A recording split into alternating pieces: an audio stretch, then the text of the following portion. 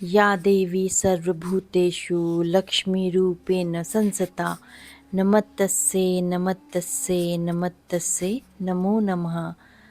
संतोषी माता की जय हो। चैनल में आज हम सुनेंगे संतोषी माता की व्रत कथा, शुक्रवार की व्रत कथा। एक बुढ़िया थी, उसके 7 बेटे थे। 6 कमाने वाले थे जबकि एक निकम्मा था।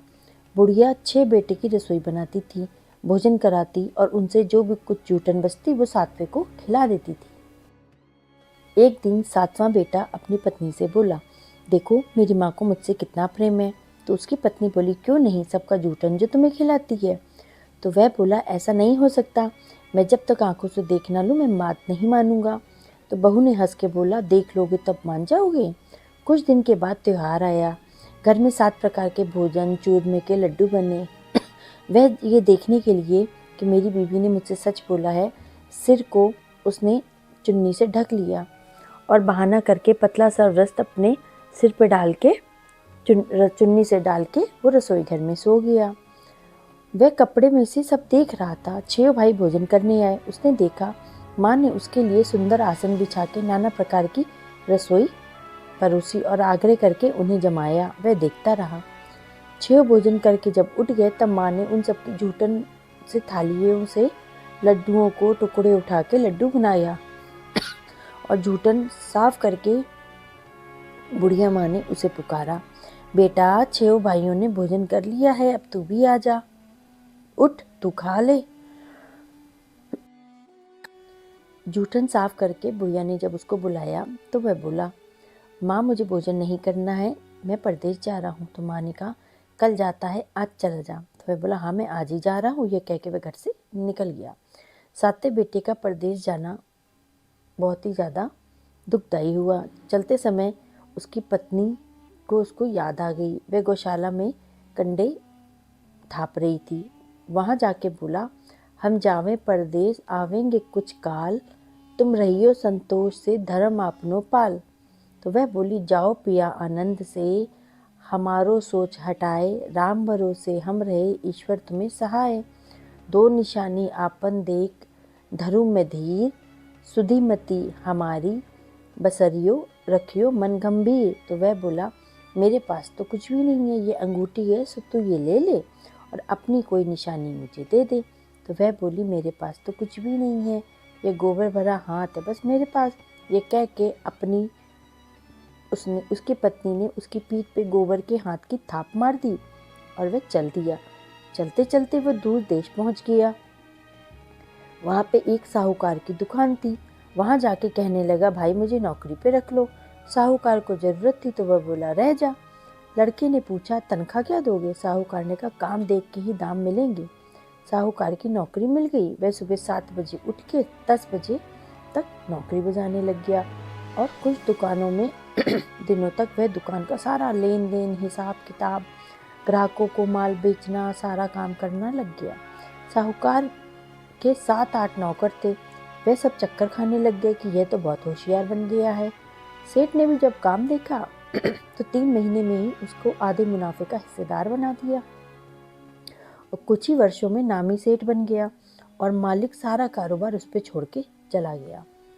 इधर उसकी पत्नी को सास ससुर दुख देने लगे, सारी गृहस्थी का काम कराने लग गए, उसे लकड़ी लेने जंगल भेज देते। इस बीच घर के आटे से जो भूसी निकलती उसकी रोटी बना के देते, फूटे हुए नारियल की नारेली में पानी देते। एक दिन लकड़ी लेने जा रही थी तो रास्ते में बहुत सारी स्त्रियां संतोषी माता का व्रत करती दिखाई दी। वह वहाँ खड़ी होकर कथा सुनने लगी और पूछा कि बहनों, तुम लोग किस देवता का व्रत करती हो और इससे क्या फल प्राप्त होता है? यदि मुझे इस व्रत का विधान मुझे भी समझाओ तो मैं तुम लोग का एहसान मानूंगी। तो उसमें से एक स्त्री ने बोला, सुनो, ये संतोषी माता का व्रत है, इसको करने से निर्धनता दरिद्रता का नाश होता है और जो कुछ मन में कामना हो तब संतोषी माता उसको पूर्ण करती हैं। और व्रत की विधि वो उनसे पूछने लग गई। तो एक भक्त स्त्री ने बोला, 1.25 आने का गुड़ चना लेना, इच्छा हो तो 5.25 आने का लेना या 1.25 रुपये का सहूलियत के अनुसार से ले लेना, बिना परेशानी और श्रद्धा वह प्रेम से जितना भी बन पड़े सवाया लेना। प्रत्येक शुक्रवार को निराहार रह के कथा सुनना, इसके बीच में क्रम टूटे नहीं, लगातार नियम का पालन करना। सुनने वाला कोई ना मिले तो घी का दीपक जला के उसके आगे या जल के पात्र के सामने रख के कथा को कह देना। जब कार्य सिद्ध ना हो, नियम का पालन करना और कार्य सिद्ध होने पे व्रत का उद्यापन करना और इस प्रकार से तुम्हें फल मिल जाएगा। 3 मास में माता फल पूरा कर देती हैं। यदि किसी के ग्रह खोटे भी हों तो भी माता वर्ष भर में कार्य सिद्ध कर देती हैं। फल सिद्ध होने पे उद्यापन करना चाहिए, बीच में नहीं। उद्यापन में 2.5 सेर आटे का खाजा तथा इसी परिमाण से खीर तथा चने का साग करना। 8 लड़कों को भोजन कराना। जहाँ तक मिले देवर जेठ भाई बंधु के हों, ना मिले तो रिश्तेदारों और पास पड़ोसियों को बुला लेना। उन्हें भोजन करा के यथाशक्ति दक्षिणा देना और माता का नियम पूरा करना। उस दिन घर में खटाई ना खाना। यह सुन के बुढ़िया के लड़के की बहू चल दी। उसने रास्ते में ही सोच लिया। रास्ते में लकड़ी के उसको बोझ को बेच दिया और उस पैसे से गुड़ और चना ले लिया। माता के व्रत की तैयारी करने के लिए आगे चली तो सामने मंदिर देख के पूछने लगी, यह मंदिर किसका है? तो सब कहने लगे, संतोषी माता का मंदिर है। यह सुन के माता के मंदिर में जाके चरणों में लौटने लगी। दीन हो विनती करने लगी, माँ मैं निपट अज्ञानी हूँ, व्रत के कुछ भी नियम नहीं जानती हूँ, मैं दुखी हूँ। हे माता जगत जननी, मेरे दुखों को दूर करो, मैं तेरी शरण में हूँ। माता को दया आ गई। एक शुक्रवार बीता कि दूसरे को ही उसके पति का पत्र आ गया और तीसरे शुक्रवार को उसका भेजा हुआ पैसा आ गया। यह देखकर जेठ जेठानी मुँह सिकोड़ने लग गए। लड़के ताने देने लग गए, काकी के पास पत्र आने लगे हैं, रुपया आने लगा है, अब तो काकी की खातिर बढ़ेगी। बेचारी सफलता को देख के प्रसन्न हो गई और सरलता से कहती, भैया कागज आवे रुपया आवे, हम सबके लिए अच्छा है।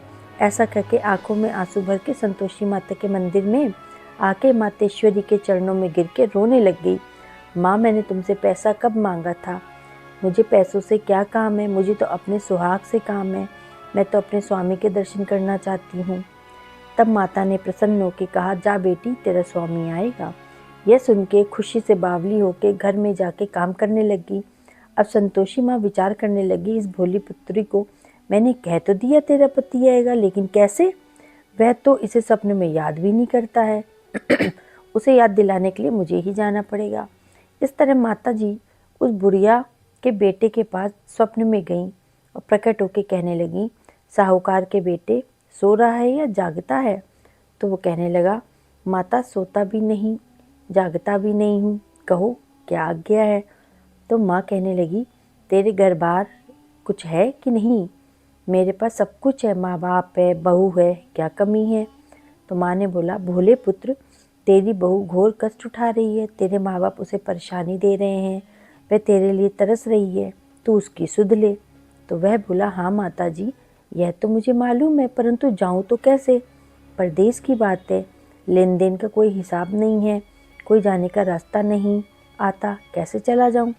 तो माँ कहने लगी, मेरी बात मान, सवेरे नहा धो के संतोषी माता का नाम ले, घी का दीपक जला और दंडवत करके दुकान पे जाके बैठ जा। जमा का माल बिक जाएगा, सांझ होते होते धन का भारी ढेर लग जाएगा। अब बुढ़िया की बात मानकर वह नहा धो के संतोषी माता को दंडवत घी का दीपक जला के दुकान पे जाके बैठ गया। थोड़ी देर में देने वाले आने लग गए, रुपया आने लग गया, हिसाब लेने लगे और कोठे में भरे सामान के खरीदार नगद दाम दे के सौदा करने लगे। शाम तक धन का ढेर लग गया। मन में माता का नाम ले चमत्कार देख प्रसन्न होकर वो घर के जाने वाले के लिए तैयारी करने लग गया। उसने गहने खरीदे, कपड़े खरीदे, सामान खरीदा।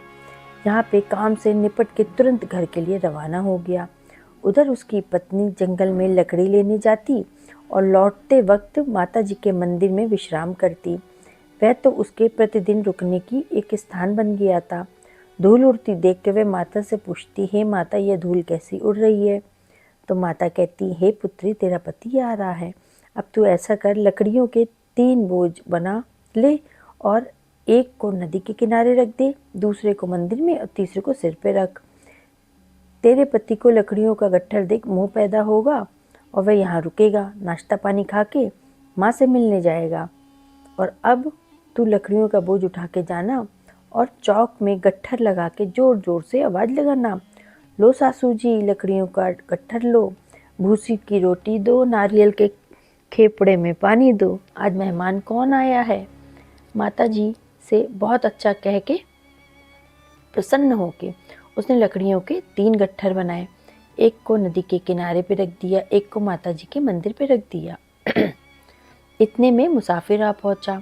सूखी लकड़ियां देख के उसकी इच्छा उत्पन्न हुई कि हम यहीं पे विश्राम कर लें, भोजन बना के खा पी के गांव जाएं। इसी तरह रुक के भोजन बना, विश्राम करके गांव को गया। सबसे प्रेम से मिला और उसी समय सिर पे लकड़ी का गट्ठर लिए वह उतावली सी आती है। लकड़ियों का भारी बोझ आंगन में डाल के जोर से 3 आवाज़ देती है, लो सासू जी, लकड़ियों का गट्ठर लो, भूसी की रोटी दो, आज मेहमान कौन आया है।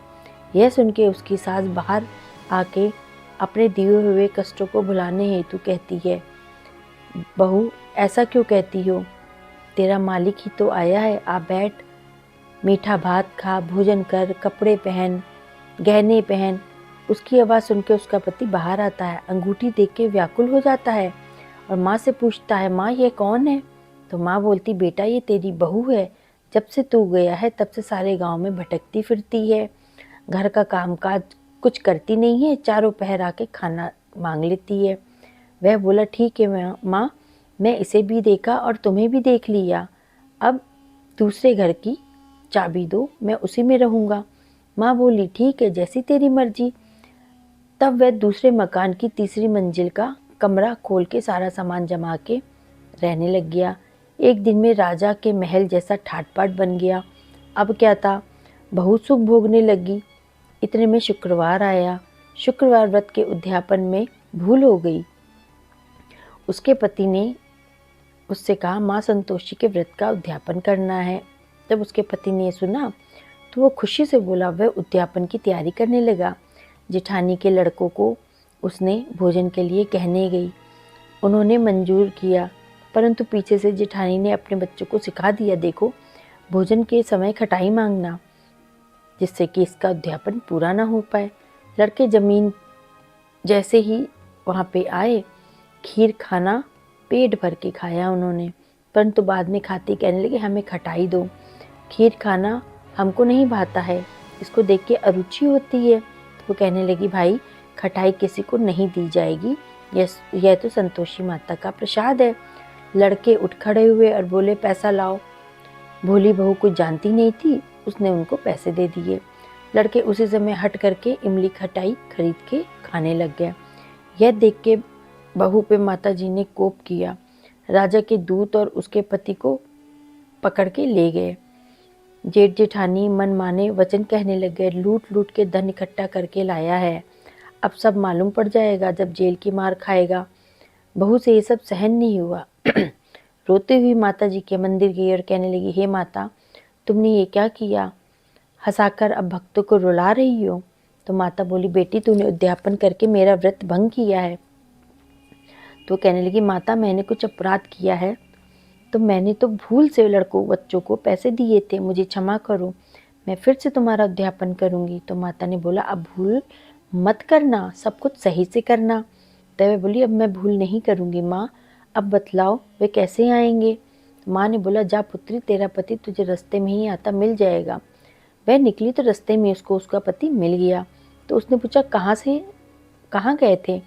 तो कहने लगा, इतना सारा धन जो कमाया था उसका टैक्स में राजा को देने गया था, वही भरने गया था। तो वो प्रसन्न होके बोली, अच्छा अच्छा, चलो कुछ दिन बाद शुक्रवार आ रहा है, भूला हुआ अब घर को चले, अब शुक्रवार आएगा तो हम उस दिन उद्यापन करेंगे। तो उसने बोला अपने पति से, मुझे फिर से माता का उद्यापन करना है।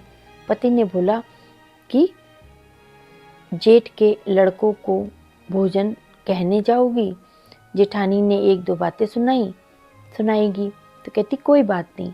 जब वो उनको भोजन के लिए कहने गई तो जेठानी ने उसको ताने मारे और सब लड़कों को सिखाने लगी कि अब तुम लोग पहले की तरह ही खटाई मांगना। लड़के भोजन करने से पहले कहने लगे हमें खीर नहीं खानी है, हमारा जी बिगड़ जाता है, हमें खटाई खाने को दो। तो वह बोली खटाई किसी को नहीं मिलेगी, आना है तो आओ। फिर वे ब्राह्मण के लड़के को जाके भोजन कराने लगी। यथाशक्ति दक्षिणा की जगह एक एक फल उन्हें दे दिया। संतोषी माता प्रसन्न हो गई। माता की कृपा होते ही 9वें महीने में ही उसको चंद्रमा के समान पुत्र की प्राप्ति हुई। पुत्र को पाके प्रतिदिन माता के मंदिर को जाने लगी और यह रोज आती है। माता ने सोचा कि ये तो रोज मंदिर आती है, आज क्यों ना मैं इसके घर चलूं। यह विचार करके माता ने खूब भयानक सा रूप बनाया। गुड़ चने से सना हुआ मुख, ऊपर से सूंड के समान होंठ, उस पे मक्खियां भिनभिना रही थी। दहली पे पैर रखते उसके साथ चिल्लाई, देखो रे कोई चुड़ैल डाइन आ गई है, चली आ रही है, लड़कों इसे भगाओ नहीं तो किसी को खा जाएगी। और लड़के भगाने लगे, चिल्ला चिल्ला के खिड़की बंद करने लगे। बहू रोशनदान से सब कुछ देख रही थी, प्रसन्नता से पागल हो गई, चिल्लाने लगी, आज मेरी माता जी मेरे घर आई हैं। वह बच्चे को दूध पीने से हटाती है और इतने में सास का क्रोध फट जाता है। वो बोली क्यों तावली हुई है, बच्चे को पटक दिया। इतने में माँ के प्रताप से लड़के नजर आने लगे। वह बोली माँ, मैं जिसका व्रत करती हूँ ये वही संतोषी माता है। सबने माता रानी के चरण पकड़ लिए और विनती करने लगे, हे माता, हम तो मूर्ख हैं, अज्ञानी हैं, तुम्हारे व्रत की विधि को हम नहीं जानते। व्रत को भंग करके हमने बहुत बड़ा अपराध किया है। जगत माता, हम अपना अपराध के लिए आपसे क्षमा मांग रहे हैं, हमें क्षमा करो। और माता इस पे प्रसन्न हो गई। बहू को प्रसन्न हो करके जैसा फल दिया है वैसा ही फल हम लोग को भी दो माता रानी। जो इस कथा को सुनता अथवा पढ़ता है, माता रानी उसकी सभी मनोकामनाएं पूर्ण करती हैं। बोलो संतोषी माता की जय। माता की आरती। जय अम्बे गौरी मैया, जय श्यामा गौरी, तुमको निश दिन ध्यावत हरि ब्रह्मा शिवरी। ओम जय अम्बे गौरी, मांग सिंदूर विराजत, टीको मृग मद को, उज्ज्वल से दऊ नैना चंद्र वदननी को। ओम जय अम्बे गौरी, कनक समान कलेवर रक्तांबर राजे, रक्त पुष्प गलमाला कंठन पर साजे। ओम जय अम्बे गौरी, के हरिवाहन राजत, खड़क खपर धारी, सुर नर मुनि जनत सेवत, तिनके दुख हारी। ओम जय अम्बे गौरी, कानन कुंडल शोभित, नासाग्रे मोती, कोटिक चंद्र दिवाकर, समराजत ज्योति। ओम जय अम्बे गौरी, शुंभ निशुंभ विदारे, महिषासुर घाती, धूम्र विलोचन नैना, निशिदिन मदमाती। ओम जय अम्बे गौरी, चंड मुंड संहारे, शोणित बीज हरे, मधु कैटभ दऊ मारे, सुरबहीन करे। ओम जय अम्बे गौरी, ब्रह्मानी रुद्रानी, तुम कमला रानी, आगम निगम बखानी, तुम शिव पट रानी। ओम जय अम्बे गौरी, 64 योग निगावत, नित्य करत भैरो, बाजत ताल मृदंगा और बाजत डमरू। ओम जय अम्बे गौरी, तुम ही जग की माता, तुम ही हो भरता, भक्तन की दुख हरता, सुख संपत्ति करता। ओम जय अम्बे गौरी, भुजाचार अति शोभित, वरमुद्राधारी, मनवांछित फल पावत, सेवत नर नारी। ओम जय अम्बे गौरी, कंचन थाल विराजत, अगर कपूर बाती, श्रीमाल के तुम्हें राजत, कोटि रतन ज्योति। ओम जय अम्बे गौरी, श्री अम्बे जी की आरती जो कोई नर गावे, कहत शिवानंद स्वामी सुख संपत्ति पावे। ओम जय अम्बे गौरी, जय अम्बे गौरी मैया, जय श्यामा गौरी, जय अम्बे गौरी, जय माता दी। अगर आपको वीडियो पसंद आया हो तो इसको लाइक, शेयर और सब्सक्राइब करिएगा। जय माता दी।